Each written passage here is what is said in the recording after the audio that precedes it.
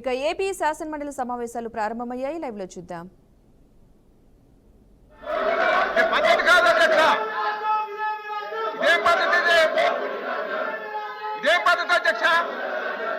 Opposition leader మాట్లాడినప్పుడే silent గా ఉంటాం. మేము మాట్లాడినప్పుడు మనం చేస్తామంటే పద్ధతి ఎక్కడ ఉంటుంది? ఒకసారి గత సభలో జరిగిందో ఒకసారి చూపించండి అధ్యక్ష.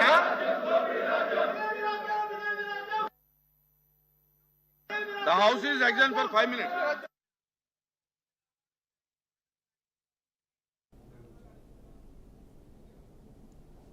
కరీంనగర్ జిల్లా కేంద్రంలో అర్ధరాత్రి ఘోర అగ్ని ప్రమాదం సంభవించింది. కరీంనగర్ కేంద్రంలోని పద్మనగర్లోని ఇండస్ట్రియల్ ఏరియాలను గోడంలో ఒక్కసారిగా మంటలు చెలరేగాయి. అప్పటికే అందరూ నిద్రలో ఉండటంతో బాటసార్లు ఈ ఘటనను గమనించి కరీంనగర్ 2 టౌన్ సీఐ సృజన్ రెడ్డికి సమాచారం అందించారు. సమాచారం అందుకున్న సీఐ హుటాహుటిన సంఘటన స్థలానికి చేరుకుని అగ్నిమాపక సిబ్బందికి సమాచారం అందించారు. దాదాపు 3 గంటలు శ్రమపడి మంటలను అదుపు చేశారు. ఘటనా స్థలంలో సీఐ అప్రమత్తంగా వ్యవహరించి మంటలు ఎక్కువగా వ్యాప్తి చెందకుండా అక్కడ ఉన్న సామాగ్రిని తరలించారు. ఈ ప్రమాదంలో ఎలాంటి ప్రాణ నష్టం జరగలేదని సీఐ వెల్లడించారు.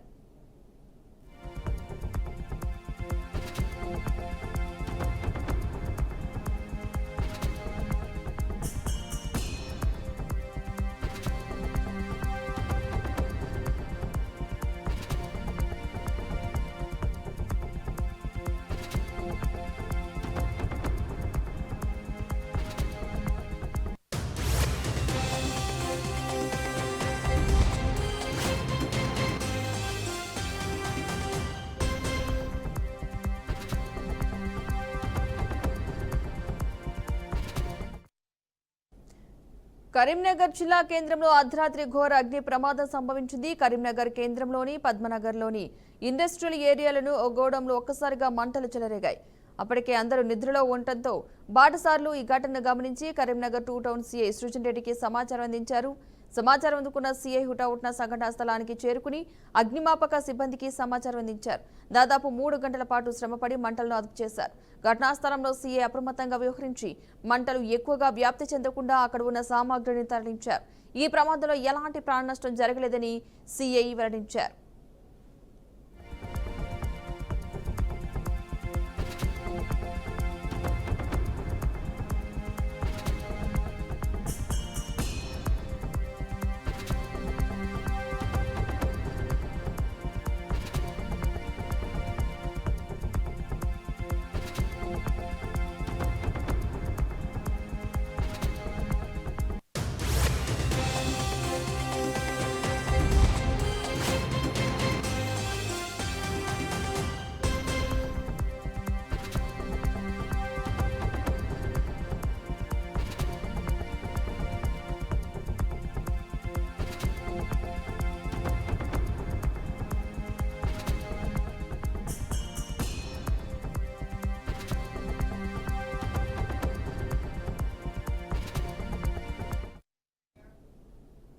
ఇక ఏపీ అసెంబ్లీ సమావేశాలు కొనసాగుతున్నాయి. లైవ్ లో చూద్దాం. అన్ని గ్రామాలకు ఇస్తున్నాం అధ్యక్ష. ఎస్టీస్ ఎక్కడ ఉన్నారో అక్కడ ఇస్తున్నాము. అవి 229 కోట్ల రూపాయలతో 87 హాస్టల్స్ పూర్తి చేశాం అధ్యక్ష. ఎందుకంటే అన్ని ఏరియాలకి ఇవ్వాలనే ఉద్దేశంతో, అలాగే 125 మల్టీపర్పస్ సెంటర్స్ కూడా 75 కోట్లతో మనం మంజూరు చేసి వందన్ వికాస కేంద్రాలు కూడా ఏర్పాటు చేస్తున్నాం అధ్యక్ష. సరే, మీ ఆన్సర్ సబ్జెక్ట్ బాగుంది. నేను అనేది రెండవ సబ్జెక్ట్ మాట్లాడింది అంటే నాన్ ట్రైబల్ ఏరియాలో కూడా షెడ్యూల్ విలేజెస్ ఉన్నాయి. అవును అధ్యక్ష. వాటి మీద దృష్టి పెట్టాలని చెప్పి వారు క్లియర్గా చెప్తున్నారు. దాన్ని పరిశీలించి ఎలా చేయాలో ఆలోచించండి. తప్పకుండా అధ్యక్ష. థ్యాంక్ యూ అధ్యక్ష. క్వశ్చన్ నెంబర్ 988 అండి, మానవ వనరుల శాఖ మంత్రి గారు.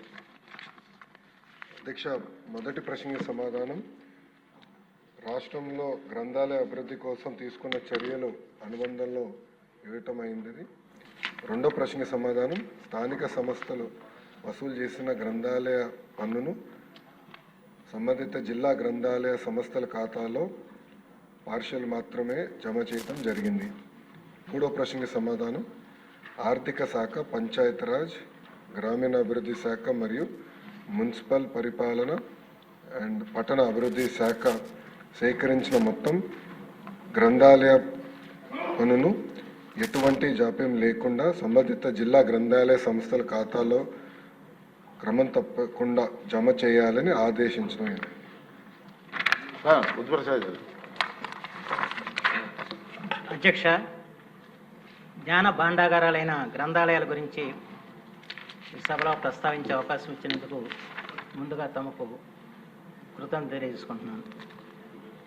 సమర్థుడైన యువనేత గౌరవ మంత్రివర్యులు శ్రీ నారా లోకేష్ గారు ఈ గ్రంథాలయ శాఖను చేపట్టడం మళ్ళా గ్రంథాలయాలకు పునర్వికాసం వస్తుందని చెప్పిన ఆశ మనందరికీ కూడా కలిగిస్తుందన్న విషయాన్ని ఈ సందర్భంగా ప్రస్తావిస్తున్నాను. ఎందుకంటే వారు ఇప్పటికే చాలా విద్యా సంస్కరణలు చేపట్టారు. అలాగే డిఎస్సి ఇచ్చి దాదాపు 16,000 మందికి వాళ్ళ ఉద్యోగ కల్పన చేయడం కూడా జరిగింది. అయితే ఈ గ్రంథాలయాల పునర్వికాసం నారా లోకేష్ గారి హయాంలో జరగకపోతే భవిష్యత్తులో ఎప్పుడు కూడా జరగదన్న భయం కూడా నాకుందని చెప్పి ఈ సందర్భంలో మనం చేస్తూ వారి హయాంలో ఈ గ్రంథాలయ సమస్యలన్నీ కూడా పరిష్కరించబడాలని చెప్పి మాత్రం నేను మనసారా కోరుకుంటున్నాను. ప్రత్యేకించి రాష్ట్ర విభజన తర్వాత మనం ఈ 10 సంవత్సరాలుగా స్టేట్ లైబ్రరీని ఏర్పాటు చేసుకోలేకపోయాం. గతంలో కూడా మన మంత్రి గారు లోకేష్ గారు ఈ అమరావతిలో స్టేట్ లైబ్రరీ నిర్మాణం చేసే యోచనలో ఉన్నామని చెప్పి వారు తెలియజేయటం కూడా జరిగింది. నేను మనవి చేసేది ఏంటంటే లోకేష్ గారు నిర్మాణం చేయించారంటే అది అంతర్జాతీయ ప్రమాణాలతో భారతదేశంలో మరెక్కడా లేని విధంగా ఆ భవన నిర్మాణం జరగాలని చెప్పి మాత్రం నేను మనసారా కోరుకుంటున్నాను. ఎందుకంటే వారు అమెరికాలో స్టాన్ఫర్డ్ యూనివర్సిటీలో చదువుకుని వచ్చారు. అమెరికాలో గ్రంథాలయాలను కూడా వారు సందర్శించి ఉంటారు, చదివి ఉంటారు అక్కడ. ఆ స్థాయిలో మన రాష్ట్రంలో ఒక మహోన్నతమైన గ్రంథాలయం ఉంది, భారతదేశంలో ఎలాంటి గ్రంథాలయం మరెక్కడా లేదని ఏ విధంగా నిర్మాణం జరగాలి, ఆ రీతిలో ఆలోచించాలని చెప్పి మాత్రం ఈ సందర్భంలో నేను కోరుకుంటున్నాను. అలాగే అనేక సమస్యలు ఉన్నాయి. గత 10 సంవత్సరాలుగా పుస్తకాలు కొనుగోలు లేదు. ఒకే ఒకసారి పుస్తకాలు కొనుగోలు చేసి దాని దాదాపు 1,76,00,000 రూపాయలు బకాయిలు ఉన్నాయి. దీంతో చాలామంది రచయితలు, ప్రచురణకర్తలు వీళ్ళందరూ కూడా చాలా ఆవేదన చెందుతున్న పరిస్థితి ఉంది. దీన్ని కూడా గమనించాలని చెప్పి మాత్రం ఈ సందర్భంగా కోరుతున్నాను. అలాగే రాజా రామ్మోహన్ రాయ్ ఫౌండేషన్ నుంచి గతంలో పెద్ద ఎత్తున పుస్తకాలు కొనుగోలు జరిగేది, కానీ 10 సంవత్సరాలుగా జరగలేదు. ఇప్పుడే గౌరవ మంత్రి గారు చెప్పారు, రాజా రామ్మోహన్ రాయ్ ఫౌండేషన్తో మేము సంప్రదింపులు చెబుతున్నామని చెప్పి. నేను నాకు తెలిసిన జరిగింటే ₹1 కోటి మన రాష్ట్ర ప్రభుత్వం ఇస్తే వారు ₹1 ఇస్తారు, 2 కోట్లతో పుస్తకాలు కొనుగోలు జరుగుతూ ఉండేది.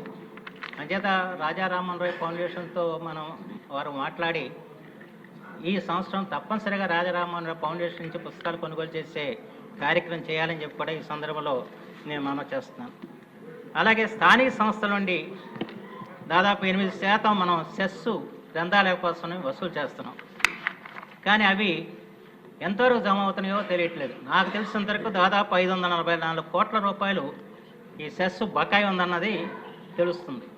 ఇప్పుడు గౌరవ మంత్రి గారు చెప్పారు ఆదేశాలు ఇచ్చామని చెప్పని, దీని మీద వారు ఖచ్చితంగా చర్య తీసుకుంటారని చెప్పి నేను భావిస్తున్నాను. అలాగే మన జాతీయోద్యమంతో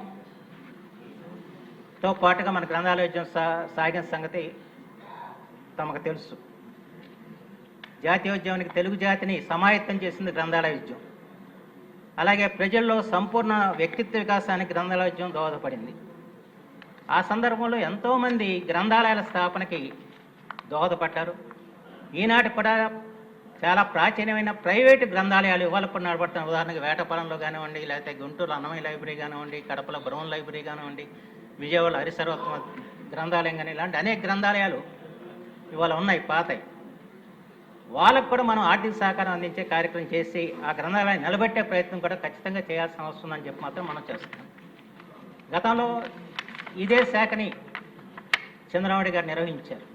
నాకు బాగా గుర్తు, మా నాన్నగారు మండలం కృష్ణారావు ఆయన స్థాపించిన కృష్ణరాయ గ్రంథాలయానికి